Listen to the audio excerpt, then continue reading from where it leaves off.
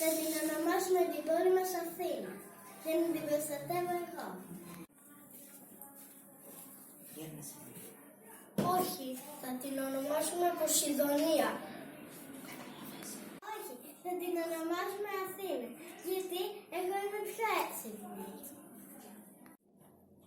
Όχι, να ονομάσουμε Ποσειδονία. Γιατί εγώ είμαι πιο δυνατός.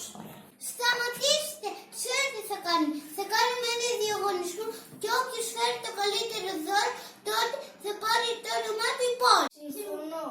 Συμφωνώ. Ο διαγωνισμός θα αρχίσει σήμερα. Δεν θέλω ζαβολιές. Αθηναίοι, θα πείτε την πόλη σας Αθήνα, γιατί εγώ σας χαρίζω αυτή την ελιά. Αθηναίοι, θα πείτε την πόλη σας Ποσειδονία, γιατί εγώ σας χαρίζω αυτό το θαλασσινό νερό. Από εδώ έχουμε την Αθήνα με την ελιά.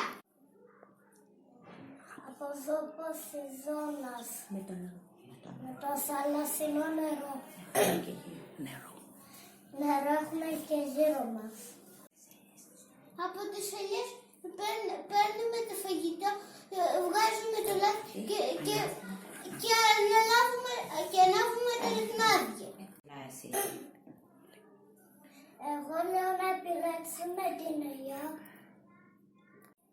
Συμφωνώ και εγώ, γιατί η Αθηνά μας δίνει τα περισσότερα. Θα ονομάσουμε την πόλη μας Αθήνα. Ζήτω, κέρδισα.